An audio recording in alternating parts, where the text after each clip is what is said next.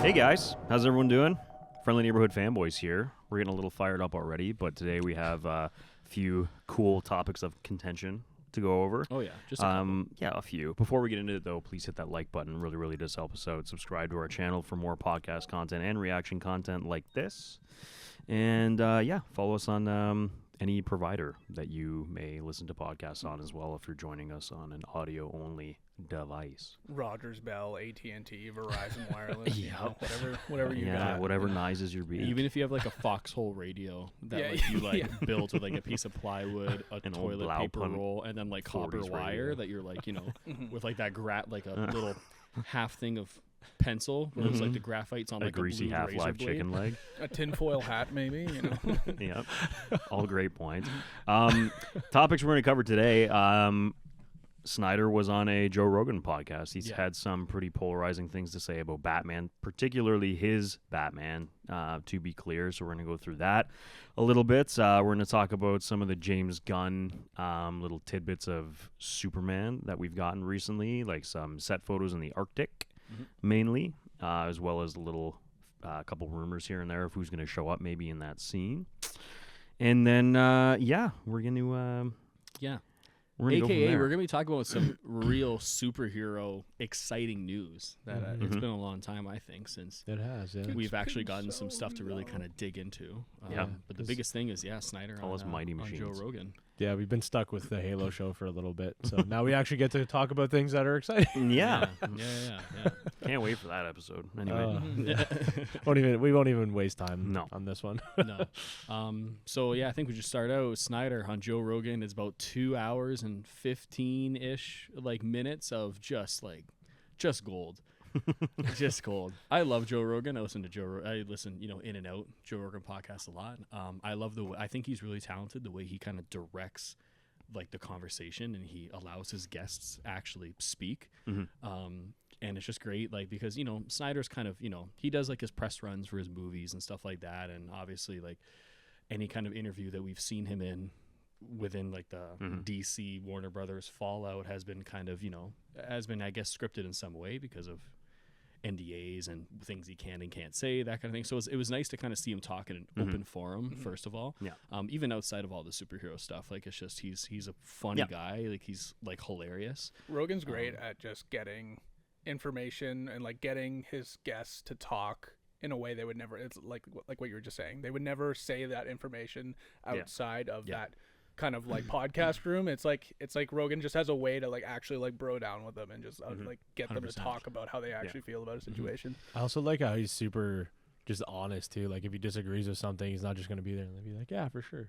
Yeah. It could be like, no, that shit's crazy or whatever he says to his 100%. guests, whether it's It's Snyder or insane. anybody else. Yeah. And it's pretty cool, but he does it in a way where it's not, It's not sometimes antagonizing. sometimes he gets hostile with some guests I've seen, but it's Oh, yeah. some pretty passionate topics, but I mean, he has such a wide range of people. Yeah, right? no, And, I mean, 100%. I've always found Joe's very kind of in the middle of everything. Joe's a sponge, to me, and that's what I think makes him super. Sorry, I didn't interesting. mean that in a bad way, to clarify. No, for yeah, sure. I like the way he does that. Yeah. It's just It works to his advantage a lot. Yeah, 100%. 100%. Even if he has someone on there, I can't think of any off the top of my head, but there have been guests on there that you can tell that he has a fundamental disagreement with the guest, but he's still asking probing questions in a really interesting way, right? And it's awesome. Inform me. It's not challenging. Right? Exactly. It's he wants to learn why they think that way rather than just being well, you're fucking wrong. Yeah. Right? And I mean, this is what we're about to get into with Snyder himself. But I mean, even Joe, throughout the years, has been subject to a lot of just he has arguably the biggest, if not one of the biggest podcasts on earth. And it's some of the guests that he has on there, there have been so many dumb headlines about him over the years. Being this Joe Rogan is agreeing or siding with this viewpoint or that viewpoint, whatever. It's you got to listen to the actual podcast, but he's no stranger to, clickbaity headlines and all that. So, 100%. Yeah. Great episode overall is what I'm trying to say.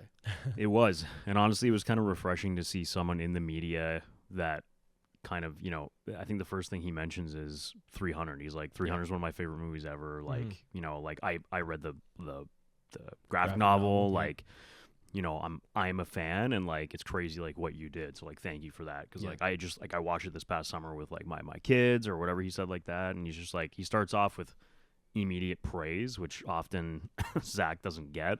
And like, to be clear, this isn't going to be like a praise Snyder thing. Like, I wanted to get into this because the amount of backlash that guy has received over the years for, you know, his polarizing takes on movies has obviously been very abundant. And it's like, he has become one of those directors where it's like, you either love what he does or you hate what he does. Like, there hasn't really been in between. And I think this is the first time that he was actually just on something where he could be honest, like in an open forum. And just like, if you watch the whole thing through, like, he's very honest about what, you know, the topics that he's covering. He's saying, like, I understand people don't like my shit.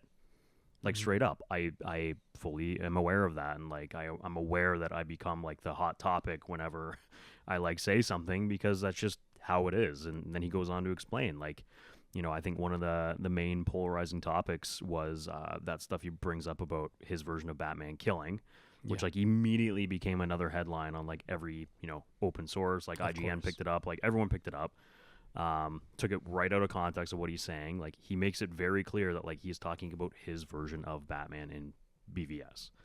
Like, he acknowledges the other ones. Like, he makes a little joke about like Bale being smaller, which we all know is a joke because he said many times that he is one of Christopher Nolan's best friends. Like, he produced Man of Steel and BVS. Exactly. Like, and they both have a mutual respect for each other. Exactly. They talk about each other's Nolan movies. loves his movies. They talk about each other's movies all the time. So like, I hate when people are like, well, you know, how could he say that about another Batman? Like, I've honestly found that so funny too. Like, isn't it hilarious how Nolan like publicly will come out and be like, oh yeah, I love BVS, I love Man of Steel, and it's like all of like the people that like put Nolan, sorry, not all, most of the people that put Nolan on a pedestal, because, you know, he is the perfect cross between like, you know, a film boy auteur, like, you know, director, and like, you know, someone that has had obviously massive commercial success.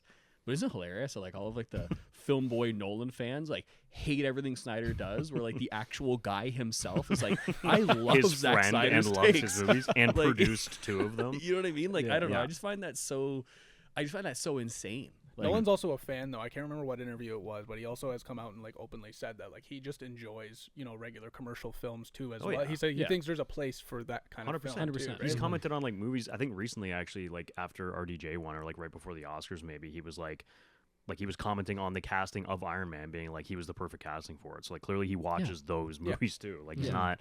I'm not saying if you're a He's fan not of adverse. I'm not saying if you're a fan of a director, you have to like everything that they like. No, I just think like because I don't like everything Snyder. Like, we've gone over this before. 100%. Yeah. I like Zack Snyder, but I do not like a lot of his stuff. And I'm the still. same with Nolan. I'm more partial to Nolan work, and there's like 3 movies that I'm just like I don't have an interest in watching. But to be Wow, what a weird concept. I People know. aren't perfect. I know. Wow. Well, No I think, way. you It's know, okay to like or dislike something. Exactly. except for Denis Villeneuve, he's perfect in every movie he's ever Okay, made. yeah, fair enough. Literally, there isn't a movie of his that I've seen. a that great I If you hate. point. dislike one, I don't Yeah, like yeah. it. What is he on number like 7 of just in a row, Yeah, just just not missing? bangers. Yeah, People I take think- what we just said out of context too, and probably blast us for it in the comments. We'll get 1 for sure. Oh, Yeah, 1,000%. 100%. I just, you know, it comes down to the thing where being a fan of an artist, sometimes being like, if you're like a huge fan of a particular artist, you don't have to be a fan of every single one of their works. And that goes outside of filmmaking. If you're a fan of like a certain painter or like a certain musician, you don't have to love. There are like artists that I look up to that I love, like music wise. I don't love every single album,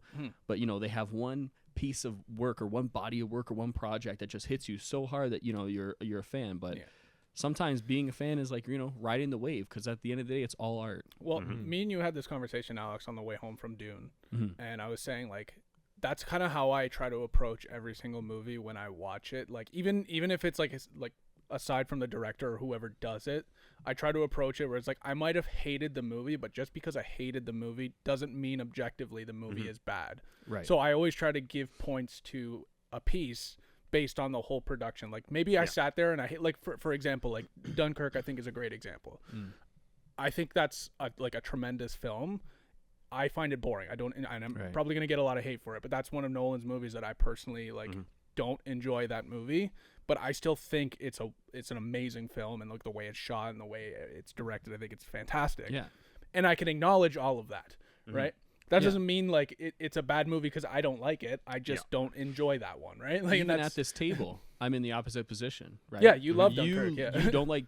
Oh, sorry, wait, that's a bad example. I was gonna say you don't like Dunkirk and you don't like Tenet. I like. Oh, yeah, You okay. like both of those. I like both. I like both of those more than you guys like it, right? And you know, even on the subject of Tenet that we were talking about in the car, like, you know, I don't think it's I don't think it's a perfect movie, and I understand why, you know, a lot of people and you guys don't like it, and I understand that there are actual objective, probably technical flaws with it, but at the same time, you listen to Nolan talk about that movie, and it's like that. It makes sense to him in his head. Yeah. So it's no different when you were looking back in the day when people were looking at a Basquiat painting, right, and being like, "Oh my God, what is this new style we're looking at? This isn't real art, right?" But no, now it's a Basquiat, right?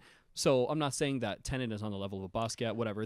You can't quantify those things. I'm just using it as an 100%. example. Art right? has always been polarizing, and film is a piece of, you know, it's a medium of art. 100%. So if it's always going to be like that. It's always going to be polarizing. It's always going to be viciously subjective. Like there is no objectively good or bad piece of art. It's up to the viewer, right? How you feel about it? Yeah. Yeah, exactly. And like, yes, like you said, like technical things can be real issues that might pull you out of a viewing experience that are like, okay, that like objectively, it's like, that's a mistake and that shouldn't have happened, but or even on like the pre-production side too, which, you know, and that's kind of how I is famous for. try to judge stuff though, is by those things. Like, was I pulled out of it because the VFX was bad, or was the writing bad, or was the line delivery bad? But if all those things are good, but I just didn't like it, you can acknowledge that. It's like, hey, it was great. Nother thing. Yeah, right. It's a whole nother thing. Yeah. There is such thing as being partial to things now. Like I feel like now there's like, you know, in media coverage and journalism and even just fandom in general, there's not a whole lot of partialism that's like going on anymore. You either like have to be 100% on board or 1000% against it, right? And you know, you don't have to. And I mean, that's something that I think that we have always strived to here. Sure, we might indulge in like our subjective views and you know, we might indulge in our fandoms, but at the same time, we've all been around the industry in a certain degree.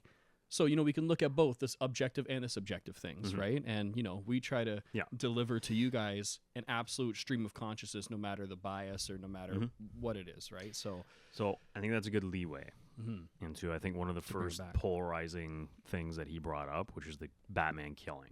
Yeah. Okay. I want to preface this with, I think I'll speak on us because we were together when we saw BVS for the first time. Yeah. We loved even the like in hindsight, the theatrical cut is not great. There were a lot of plot holes, but we went in there loving it still. Oh, 100%. And 1000%. You might not even believe this, but we were also huge Nolan Batman fans prior to this. We were fans of 89 prior to this. But I think, you know, and it's something Snyder brings up too. He's like, I think a lot of fans that like these characters are kind of ready to, you know, see their heroes kind of blown apart, like deconstructed. Like what happens when they can't save everyone or like save the day or be that like golden kind of child. And like we saw that version being a huge fans of Frank Miller's huge hot sauce guy. Massive fans. I put that shit on everything. Huge Frank guys. Huge Frank guys. But we are huge fans of Frank Miller's The Dark Knight Returns. To be honest. Yeah. A Frank is also another term for a wiener. That's true. Frank guys. Oh, who cares? Anyway, we're huge Frank Miller fans. We love The Dark Knight Returns. So the second, not even the second we saw in the movie, the second Affleck suit was revealed, and I think it was the headshot or like the sad Affleck shot that we saw first. Second we saw that suit, we were like, dear God. I'm like, this movie could be the worst thing we're going to see, but that is the best suit I've ever seen. Yes, and subjectively speaking, we're like, that is what we wanted to see yes. Batman look like. Yes, regardless of what the movie was, regardless of what other people thought about the movie, then we see the movie, we like that portrayal. We're invested in that universe now because it is so different. Like, I even like Superman Returns. Like, I was one of like the select few that liked I like Superman it too. Returns. Yeah. I watched it on It's not repeat perfect by growing any up, means, but like I came out of that movie being like, oh, like, you know, it's pretty good. And then I got Cavill in Man of Steel, and I was like, this is my Superman now. Just like, you know, just like our parents' generation are like, Chris Reeves is my Superman. And it's like, exactly. well, like, no problem. Like, and there is elements of Reeves in both them. Yeah, contrary to popular belief. Technically, this is a sequel, like a spiritual sequel to yeah. 2. Yeah. So like he's technically supposed to be Reeves. They just disregard 3 to well, how many were there? 3 and 4? 4. Yeah. Anyway, besides the point. All I'm saying is he made some remarks about, you know, the killing and blah blah blah. I just want to I feel like I want to let people know that like it's okay to write characters differently. Like people, especially Batman, Superman, Wonder Woman fans, they have this like golden ideal of like what their character should be. Yeah. And in their head, like canon to them, no matter what the property is, Batman doesn't kill. He lives by his code. He comes close to the brink, but like he'll never cross the line. And I just hate when people argue that, because it's like there have been many Elseworld stories, many graphic novels, many runs where he does cross that line. Yeah. So you can't objectively say that Batman does not kill, because he does kill, and he just happened to make a kill in one of the most famous graphic novels of all time, The Dark Knight Returns, in which he doesn't just shoot, a flamethrower backpack. He shoots the mutant in the head. Yeah. Cold. And that's so that's all I'm saying. It's just like there are different interpretations, and love or hate BVS. He tried something new. People didn't like it. Yeah. So I just think he's getting too much heat personally for making these comments, because it's just different. Well, it's also just the media taking that one thing without giving context to what he was actually trying to say in general. So what you just explained, like they were just like, oh, he's like, killing makes Batman irrelevant. Actually, he didn't even say that. He's like, it's making your ideal of this hero irrelevant. Yes. Yeah. Even though before that he was like, this was just my take. I wanted to try that out, do all this stuff. But they're like, no, Snyder believes this. It's like, okay, maybe we should actually look at it as a whole. But obviously with clickbait, as we know, social media, how it works. Yep. Obviously everybody jumped on it. It got a ruse, so they won. They got their goal. But it just felt like shit, because we ended up watching the entire thing, and how humble Snyder was the whole time. Just the certain things he was saying about just like, yeah, you're like, not everybody likes my work, but that's okay, because I'm just here as like a creator. Like he was just so genuine. And it's like kind of going back to what we were saying about whether, you don't have to like you don't have to like somebody's like all of their work, but you can still like them. And like watching that interview, I was like, I just want to hang out with this guy. Like just seems so genuine and like humble about like his work. He's like, oh, I just I was pretty excited to make a Batman movie. It's like, yeah, who the fuck wouldn't be? Yeah. Like you know what I mean? Yeah. I want to pose you guys a question, because and I kind of have an answer in my head, but I just wanted to see, like, because I think a lot of people will see how we're talking about Snyder's interpretation of Batman and kind of correlate it to how we feel about the interpretation of the Halo show. Why is it okay? Like, why can we defend? And again, I'm not saying this as like an antagonizing thing. I think it's like a genuine, interesting conversation. Why is it okay for us to justify Zach being like, hey, like I just took a different spin on Batman and he kills in my universe, but like we're so upset about like this interpretation of the Silver Team in the Halo universe? And again, I have an answer in my head, but I'm curious what you guys. That's actually a really good that is a really good question. I have two answers right off the bat for me personally.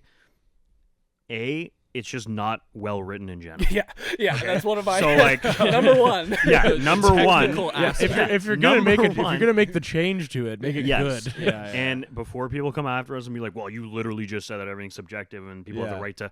I'm not saying people who like the show are wrong. We did not just say that, actually. Like, we said that it is subjective aside from glaring technical flaws, because at the end of the day, yes, it's an art form, but especially if you're talking, we'll just keep it filmmaking, it is a craft. Yes. It is a craft. And I personally do not think, I think I can speak collectively, we personally do not think it's well written. So there might be somebody that is unfamiliar with the Halo work or loosely familiar with it that is also not too invested in all these aspects of, like, the filmmaking side of things that might enjoy the show. And there are people like that, because we see them comment on all the marketing material all the time, being like, oh my God, can't wait for season 3. Yeah, like stuff like that. Whereas like we are also fans of the source material. There have been a plethora of novels that characterize all these characters in one way. There aren't really Halo Elseworlds stories being told. And if this TV show was going to be that first soiree into an Elseworlds type story, make it good.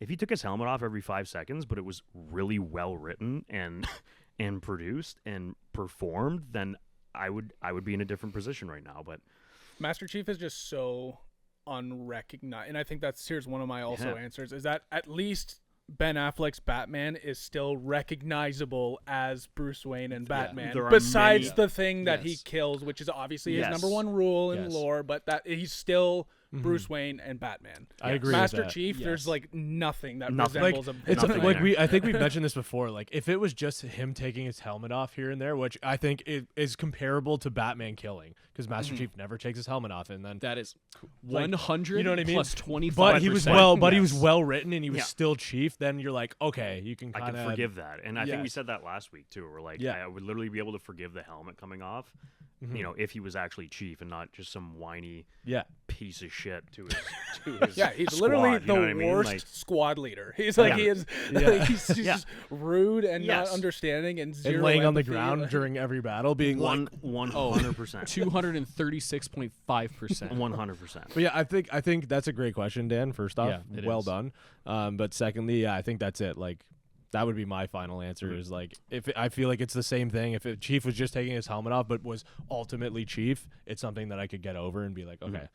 And maybe it might not be my favorite Chief, kind of like, you know, like let's just say Nolan's Batman versus Zack Snyder's Batman. I personally like both. Do I like one better? Obviously. But that's like saying the same Chief thing. If Chief was written well in the show but took his helmet off, like maybe it might not be my favorite Chief. Maybe it might be.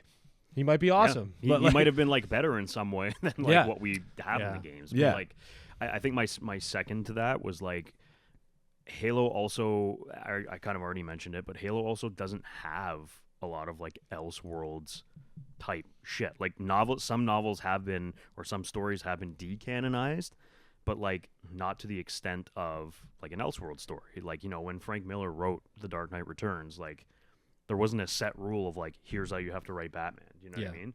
Like he made it, and people loved that deconstruction of the character. It's something they'd never seen before, so they latched onto it. So that became a lot, not just us, but a lot of people's favorite interpretation of Batman. That's all it is. It's an interpretation of Batman. 100%. And it's also, you know, comics and graphic novels are a much different wheelhouse than, you know, stories that have spawned off of a video game franchise, frankly, right?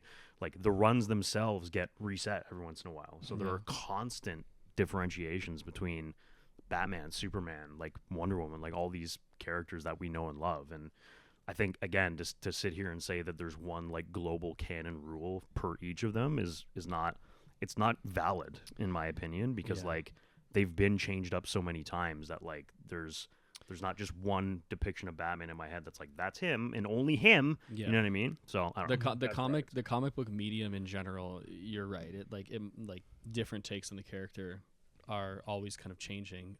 They've also been around for way longer. Like what, Yeah. 80 years now? It was like the Yeah. like 40s when Superman made his first debut, wasn't it? Exactly. Like, I mean, like the thing is, you can play. I feel like you can play devil's advocate on both sides because, like, you know, we're the Chief and the Batman argument. Like, it is like a very fine line to kind of argue. I think what it comes down to at the end of the day as well, not to knock Chief as a character, but I think the reason why Batman is so embedded into our culture and the reason why we still have like multiple Batman universes, cinematic universes coming out, the reason why he's so profitable and so interesting as a character is because there is just a natural depth and complexity to Batman that I feel like you don't get with a lot of other superheroes.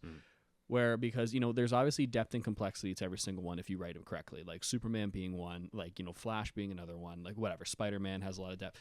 But because at the end of the day, like Batman is the most human character out of all of these kind of superheroes in a way, aside from like maybe like something like a Spider-Man or Daredevil, because Daredevil and Batman have a lot kind of in common. But I mean, this is like, you know, the whole idea of Batman, and like this is obviously one take, but it's like he's still a child with trauma, right? And there's so much you can do with that psychologically and like emotionally. Like there's so much you can dig into there. Chief, I mean, you know, there's some depth that you can get into there, right? But not as much as something like Batman. So I feel like the character is a little more malleable for different kind of takes, right?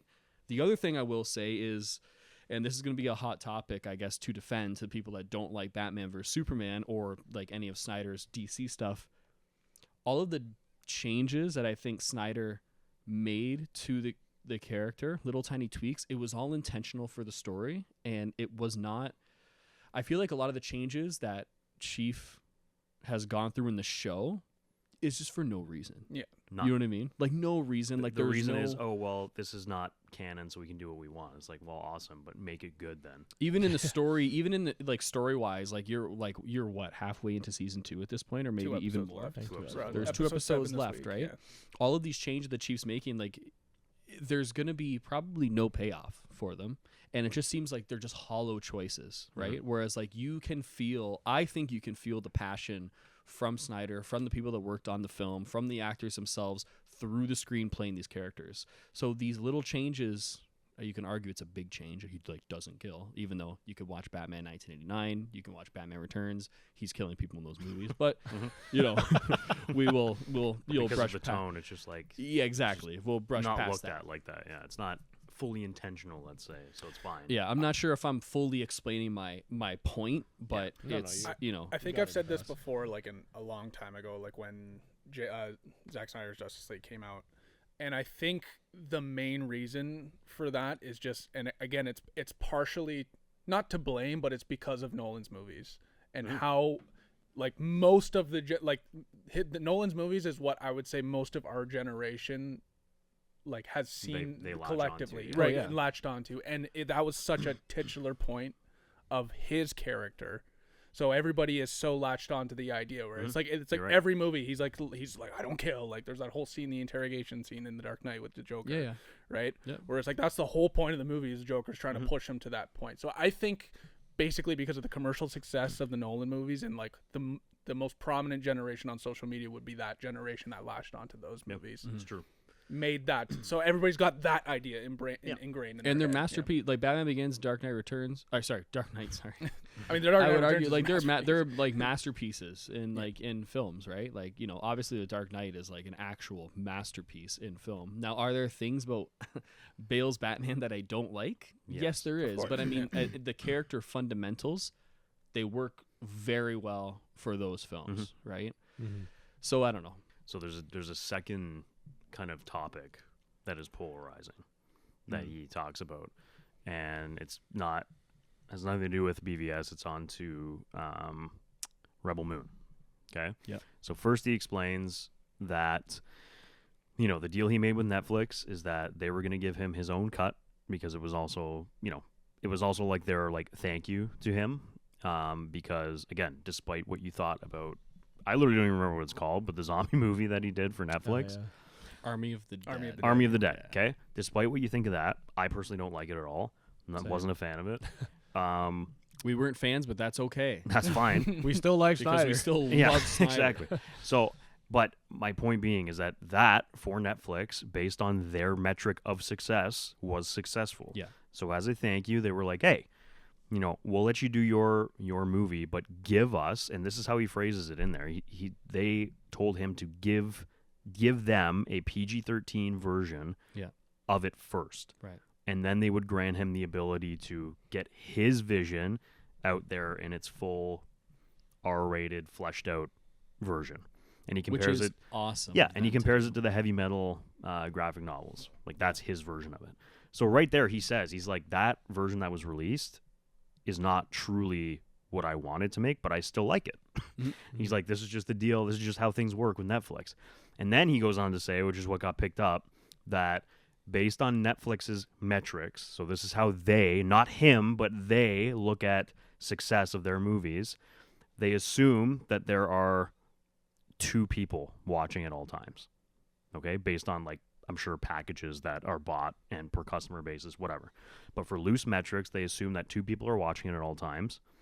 And then it was viewed, so Rebel Moon, the PG-13 movie so far, was viewed 90 million times. Okay? Now, by 2 people in a household, he put that into perspective of like, what if this was a theater getting the same amount of views? Right. It would have sold like over $1 billion worth of thing, blah, blah, blah. He compares that to Barbie. Right. People go nuts hearing that because they're like, well, he said it would make more money than Barbie. Like, what the fuck is he talking about? Like, the movie was a piece of shit. He's like, nowhere did he say that, like, it would be direct competition. Like, I'm sure if it came out, it obviously would not do that. And he's not expecting it to do more than Barbie. Like, he literally says, without saying it, that this is not my version, love it or hate it. It is what it is. I'm just excited for you guys to see mine at the end of the summer. Yeah. But had these been actual ticket sales, it would have blown up. And he's like, that's why like I still get to do what I get to do, because like they're successful for the platform that they're being released on. And then everyone's fucking going nuts, like, because again, tearing taken this out guy of apart. context. Exactly, it's taken out of context. Like nowhere. He said he watched Barbie and he loved it. Yeah. And he even says in the same interview that there is a joke about the Snyder cut in Barbie. There is. Yeah. Yeah. It's, and he was like I love that. Like he talks about like leaning over to his wife and being like, oh, that's cool. Like Yeah. It's like he's like the nicest guy ever, and then he literally. gets just there's shit torn out of him. It's like, It's actually amazing, like how strong of a character he has. Yeah. Like, because he's just been bashed from the gate. From like his first movie, I feel like he's been like this divisive director, and it's like, imagine like enduring that for 20 years. Yeah. It's like, oh my god, I don't even know what I would turn into at that point. And just like as a creator too, wouldn't you just be happy to get views on your thing? Yeah. And then he's just trying to do like cool shit that he wants to do, and people are like ripping him apart, and it's like, okay. Which again, Dan, would to your question about like, oh, why do we rip apart other people's creative stuff? I get that. Yeah. But it's like, holy shit, man. Like the poor guy, and he literally says, I think during that part where you kind of mentioned, where he's like, yeah, like, you know, I just make my stuff because I think it's cool, and like without saying this directly, he's like, we either love this stuff or you hate it. Like, but then he even adds on that, he's like, if I do it right, if I do it well. yeah. So again, to be that humble and to be like, okay, you know, if I do it well, and I like to create my stuff and put it out in a way that I think is cool, you know, only half the people will like it, basically, and he still does it anyways. Yeah. And it's like, oh, awesome. I think it just comes down to, at the end of the day, it's social media culture, and you know, it's a hot topic to discuss, and it's easy for people to pick a side, and it's even easier to pick everybody's making fun of him, so I also hate him for that, because everybody else hates him, I hate him, right? So and again, it's like, I try to look at things from a completely objective point of view, and like, I don't think it's fair, the amount of, you know, hate the guy gets for no reason. Like, I saw that IGN headline, and like, it pissed me off too, because I'm like, it's just completely taken out of context, you know. But I mean, again, it just speaks to social media culture. It's like, people don't do any research, they won't watch the entire podcast, they're just going to see the headline, and it's like, that fuels my narrative and my agenda that I feel towards him, so I'm gonna, you know, write 800 comments, and then, you know, so it's just a barrel roll effect.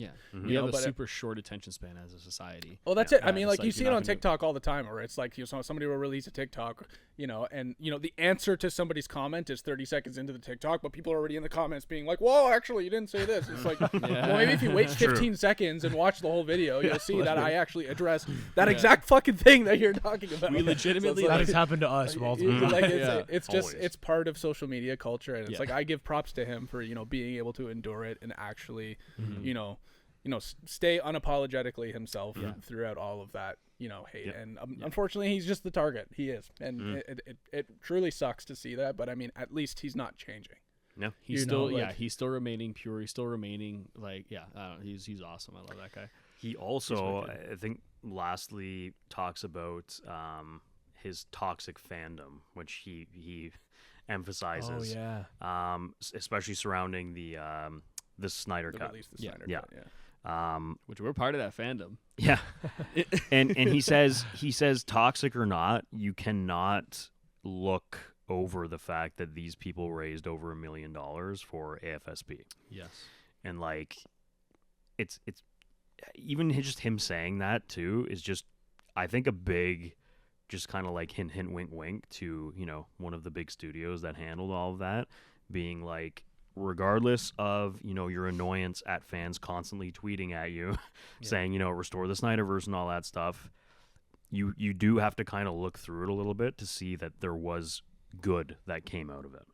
So it's like, yes, it cost the studio money to do. Yes, you know, they got a lot of social media kind of pressure and stuff, especially when, you know, Gunn was announced as the new head and blah blah blah. But like, there was a lot of good that came out of it, and I'm sure that movie like cleaned up on VOD and like Blu-ray sales and stuff like that. So I think, so just kind of connecting the 2 points where we were just talking about why he gets a lot of hate, and I think if you disconnect, because obviously we're very deep into all of that, you know, all of the release, the Snyder cut and all that, like we were right caught in the middle of it, and I think the reason why he gets a lot of general public hate is because outside of people who were invested into the story and what went on behind the scenes, all you see everywhere is release the Snyder cut, which comes off as like this whole, you know, oh, like, just get over it, right? Like, you hear a lot of people like that, right? So, and I think because of all of that and how much press the release the Snyder Cut was getting to people outside of, the realm of knowledge of what was going on, I can see why people will be like, oh, it's just like a bunch of crybabies who just want, like, like this thing to come out and it's not going to happen, right? So, and look at what those bunch of crybabies ended up doing. And I know, but I think that's part of the whole why, like, people hate Snyder so much, right? Because I was like, that absorbed so much of social media for years. It was like 3 years or 4 years, right? Like, it was a long battle. So, and I think that also is why. I'm serious. Yeah. No, I hear what you're saying. And at the end of the day, too, it's, you got to look at that positive, and because at the end of the day, like, it's all people at the end of the day. And even, like, if you're talking about directors or crew members, actors or studios, like, it's people making things for people. Yep. And that's what it comes down to. So, I mean, I think that release the Snyder Cut movement, just with all of that money that was raised, like, just by itself, like, I think that's a huge, like, win for. And he says in the podcast too, he's like, that money that was raised, like, literally saved lives. So he's like, 100%. I don't care if you love or hate my fans or me. He's like, that money raised directly saved lives, and if that's all that movie stands for, then I'm happy with that. Yeah. Yeah. And, like, I think that's fantastic. Yeah, so 100%. I think people should just watch things all the way through and have a little bit more of an open mind and be a little nice. Even outside of the superhero stuff, great podcast, like, great conversation, just listen in on.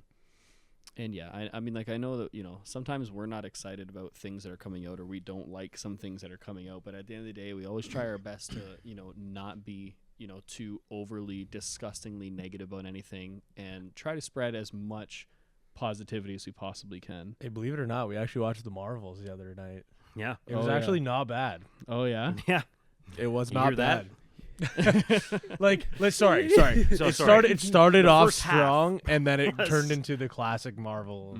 And then, however, I thought the effects were great. Yeah, the space stuff was cool. Sorry to make this. I'm just saying to go off your point right here. It's like, because there again, are like, some shocking things. Yeah. We didn't even we didn't really give it the time to go see it, just because it was just getting absolutely demolished. Like, Madam Web's getting absolutely demolished. Yeah, like, that just critically, like, money wise, like, it's We'll but wait till that comes out on streaming or something. I think infamously, I think it was like around probably the 1/3 mark of the movie, I just screamed. I was like, why do I like this? And it was just like this weird moment of like, oh God, like, again, we're guilty of it too. Like, we went in being like, well, I guess we'll watch this. Because like we didn't go to the theaters to see it. Like, we'd only heard bad things about it, and then we throw it on, and a third of the way in we're like, shit, like, it's not terrible so far. Yeah, literally. Did that fall apart for me immediately after I said that? Yes. However, I think within 5 minutes. Yeah. Well, because that film came out in an awful time where it was like, the superhero, like, we're still kind of in it, like, if you really think about it, but I mean, the superhero fatigue again. It's like, oh, it came out, it was like, oh, it's such another Marvel cookie cutter movie that's like coming out. Like, you know what? It's funny to me now.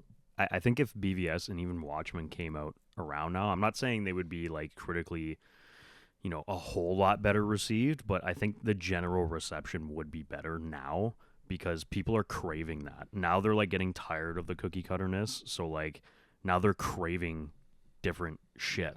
100%. Like, look at all the Marvel stuff that's come out recently. If they've just gone so polar opposite in the other direction of just like, making everything chipper and like the hero never loses and like giving us villains that live and die in one movie, and like, Infinity War was probably renowned as like the best Marvel movie. Yeah. And what happened? And what happened in there? The hero loses. Yeah. All the heroes the superhero, lose. not just the superheroes, all of them lose. Yeah. Everyone loses. Everyone in the entire living universe. Yeah. The bad guy wins. 100%. And like now people are craving those deconstructive views in their characters that they love, and it's just funny how things work. I don't know. All I'm trying to say is it's all full circle. Yeah, like now, we have some great things to look forward to. I mean, like Deadpool 3 looks like a lot of fun. That's the biggest deconstruction moment of all. That's him literally fourth wall breaking and deconstructing everything happening in the Marvel universe. So like, and I mean, the Gunn universe is we'll talk about that in a second, but the Gunn universe is starting to shape up like really well. The the point that got me really excited. So we were not. If you go back and listen or watch our earlier review on Rebel Moon, like we were not super into it, which is okay because we love Zack Snyder still. However, I am I'm excited. I'm willing to go back and watch like his version of the movie because I think, like we were saying in the podcast, like we were almost hooked in, like we were almost there, like we were almost sold on the world. Yep. So like if we can get some extra scenes, if we can get his actual like vision of Rebel Moon Part 1, I that excited me when he made that kind of announcement, like like end of the summer, like I'm giving you guys my vision. Even the behind the scenes knowledge of Netflix ordering that PG-13 version of it, I was like, oh wow, like I knew something felt off. I knew it. I knew it. It was like watching the theatrical cut of BVS. Like I knew something was off there. Yeah. Yep. Right. So I'm excited to see that. Love Zack Snyder. Go watch that podcast episode, and give it a fair shake. Let's put our thinking caps on when we're consuming media from now on. That's my thinking cap. But let's get into some gun stuff. So there's a couple things to go over. He's been very vocal on his like literal lunch breaks and stuff of shooting on like threads and like Insta, like replying to people's comments. Yeah. He'll reply with like 3 words. Honestly, it's hilarious at this point. Like I just watch it and I'm like, it's actually kind of nice for once that there's some connectivity between like, a literal studio head now. We're getting engagement. And we're getting like Kevin Feige, I don't think has ever tweeted at anyone ever. No. So like, so it is kind of cool, that he's doing that, but he's kind of answering some questions. So people were asking him about Peacemaker. He said that they're actually going to shoot adjacent to some of the Superman stuff, but he's like, obviously because I'm shooting Legacy right now or Superman now, like I won't be able to direct every episode, but like I wrote it, like everything's done, everything's ready. And then somebody asked, will it be a direct continuation, or like how is that going to work? And he basically replied saying, although a lot of the events are going to be canon, like there are obviously some parts that will not be canon from season 1. So think of this as like a soft reboot. Reboot, season 1 of DCU Peacemaker. Right. Which I'm down for if it's the same kind of quality of writing. Sure. Yeah. And like that was another thing that shocked us. Footnote, going back a little bit to our prior conversation, like I didn't expect to like Peacemaker. I think generally speaking, we liked most of it. I liked it. I actually recently rewatched it, like maybe 6 months ago, and I was like, wow, this is good. Yeah.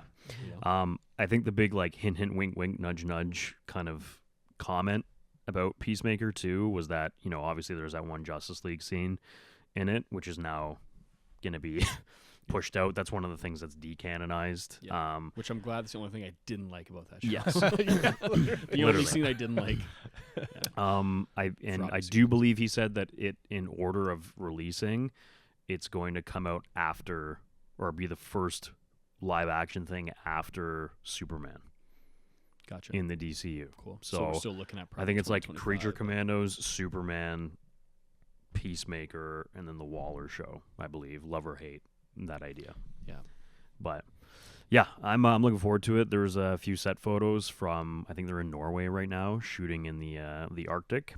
I wonder what that could mean. Yeah, I wonder what they're shooting over there. Yeah. So that's going to be cool. We're getting some Fortress action. Yeah. I'm just super curious on like how, because he said he's not going to do an origin, but with Woman of Tomorrow, with the Supergirl movie that we know is in the pipeline, I'm going to assume that in this kind of new universe that Kandor, or at least a chunk of Krypton, is still in existence.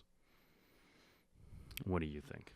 Interesting. If they're going to adapt Woman of Tomorrow as faithfully as I hope they will, I don't think that's a possibility. Okay. Unless they do something where it's like a Woman of Tomorrow is like Kara's journey to Earth after Kandor is destroyed. Because obviously Woman of Tomorrow, it takes place like it came out 2 years ago. I don't know, someone can fact check me on that, but I mean so when that book came out, Kara was just like off planet. It was kind of an Elseworld story, but it was like randomly sort of canonized in a weird way. But it has nothing to do with Kandor, has nothing to do really with like Krypton. Maybe I'm thinking of the wrong thing then. But maybe another Tom King Superman run of some sort. Oh, that was the other thing he confirmed in a Threads post, because someone asked him, "Hey, are you consulting like writers of these things?" He was like, "Yep."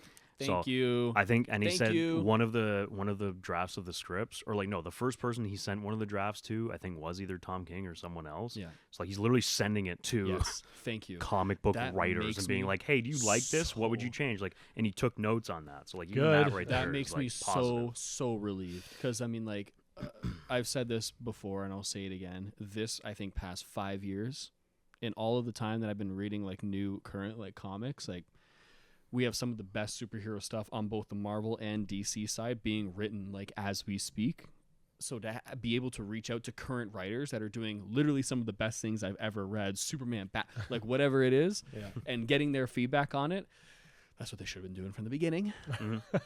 However, it's great. The comic book form, like the medium, is taken to a whole nother level these days, where it's like, I mean, you look at the first Shazam movie, like Jeff Johns wrote basically the first Shazam movie and like the first like New 52 like Shazam graphic novel. So it's like, it's not like the 80s or 90s anymore where it's like super pulpy and like, you know, it doesn't make sense. No, like these comic book writers and artists are literally making films in these books. If you can kind of like take, you know, if you kind of frame it like that, especially someone like Woman of Tomorrow. Everything that Tom King writes is very kind of cinematic, and it's so good. So that makes me very happy. Yeah, and I mean, like, there is a lot of pressure, I think, too, on Gunn right now, like whether he likes it or not, to get it right, because like people for the longest time, like obviously we love Man of Steel, but like many people did not. Many people did not like Superman Returns, and those are kind of the most like current things we have, other than like, you know, CW appearances, and love or hate those as well. But there's a lot resting on him, because it'll be the first big property to release in his universe. Actually, it will be. It'll be the first cinematic movie in his new, fresh universe, and it just happens to be a Superman movie, and it just happens to have a bunch more characters in it. So there's a lot, right? Like it has to be at least good, at least to propel everything else forward. Because it doesn't matter if he's a studio head or not. Now there are still people holding the money bags over his head, and like that's true. He's got a. If anyone could do it, it's him. But there is a lot resting on his shoulders. I don't even know where I'm going with that point. I'm just It's more of a. I think to take what people can take away from this is that we are excited about it. Yes. When he was first announced, obviously, I'm gonna be honest, wasn't too happy. Yeah. No. But now, as time has gone on, the dust has settled a little. Dust has settled, and you know, now that we're in production, I think this version of Superman is I think it can be a great starting point. It might be one of the best superhero films of all time. I think enough time so. has passed now, and that kind of is another reason I think BVS also wasn't received so well. It's just it was too close. It's because everyone was Close wrong proximity. about it. It was too close proximity, right? So I mean, I think now that, like, you know, it's been a long time since we've seen a Superman movie. Yeah, and I think, you know, and especially coming off of the end of all the, you know, the drama with all the Snyder stuff and all of the changeover to the DCEU to the DCU and all of that drama. And now it's crunch time. Now it's like, all right, time to make a film. 100%. And by the time the movie comes out, I think a lot more people, including ourselves, will be a lot more on board than if it was coming off of the heels. Like, let's say the Snyder Cut came out, you know, a week before this new Superman movie came out. It would be a lot more harder to digest. But now it's like, I think now it's people are ready for it. I'm fully on board now, I think. Yeah. I was just thinking about that, actually. I haven't really like consciously thought about that in a long time, like how close BVS came out to Civil War, The Dark Knight Rises. Oh, and Dark Knight Rises. And Civil War. 2010, no, 2012 was 2012, Rises. and then 2016. That's only like 4 years. Oh wow, yeah. I didn't really And realize Affleck's first photo, actually, we realized this yesterday. It was sitting on the table. 2014. 2014, that headshot was released. Wasn't That's 2014 Man of like Steel? everyone is still digesting. 2013's Man of Yeah. Steel. Yeah, so 2013, Dark Knight yeah, so Rises, Man of wow. Steel came Yeah. out. But a I'm year saying like after. Batman proximity. Yeah, too, yeah, you know yeah. what I mean? And Like, you know what? I remember like when that photo like came out, people were not down with Affleck either. Like people were not down it with was Ben Affleck. pre-photos when he got announced. They It's when weren't he got down with it. I announced, think it yeah. kind of shifted a little bit when the photo released, because they were Oh, like, you know, people kind of sat there for a second. They were like, well, That suit's pretty cool. Yeah.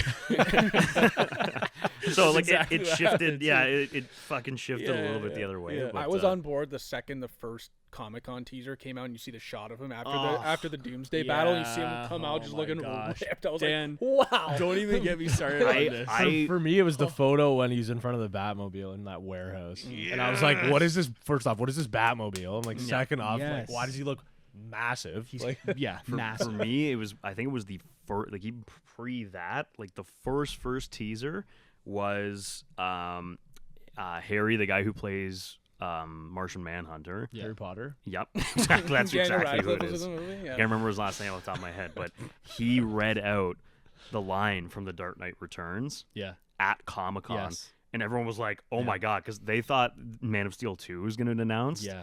And everyone, I'm getting chills thinking about it right Yeah. now. He read it out of the book. I know. I remember. And it's the line Batman like talking about like, "I'll be the one man that beat you," kind of thing. And everyone was like, "Shit!" Like they're doing Batman. And then I don't know if it was that I just same got day. chills of you saying that. I don't know if that same day or like maybe the Comic-Con after that, but it was a teaser, and it's Batman in the mech suit looking up at the light. I And remember then the that. lightning flashes, and it's Superman with the glowing red eyes, and then that was it. Like that was the teaser, and I was like, God. I Oh, my remem- two favorite shots in the movie. Yeah. Nice. Dude, I remember when that came out. I remember that came. And Ben the and I were crowd both. went nuts. Yeah, in Ben and I Hall were H. both in film school, so we were like at the peak of like We were at the all peak of, of like, fighting everybody who disagreed with us. I know. Yeah. But, that was a great. Thinking back, that was such a great time, Yeah. and like every little like teaser we would get was just like groundbreaking, right? So I'm really hoping, and I think that this beginning of the Gunn universe is going to be able to bring us back to that feeling. yeah, You know what I capture mean? some of that magic. I think it already was because we were sitting in that restaurant right before seeing Dune last week, and Yeah. we were all kind of like, "Damn!" Like that was when the first photo of Gunn Superman suit was Yep, released, and yep. we were like, I got giddy a little bit. I'm like, Yeah. wow, I haven't felt happy about About movies or superhero like things movies, I like- love in ages. So Yeah, it's awesome. I'm very hopeful. Yep. Which is what Superman stands for. Yeah. I have it scarred onto my body too. So. Yes, you do. Yeah. Anyway, let us know what you think of all of this news. Let us know if you watch the Snyder Rogan podcast. Let us know your thoughts. We always want to hear what you have to say. Subscribe and show us some love like you always do. Love you guys. Thanks for Okay, listening. see you.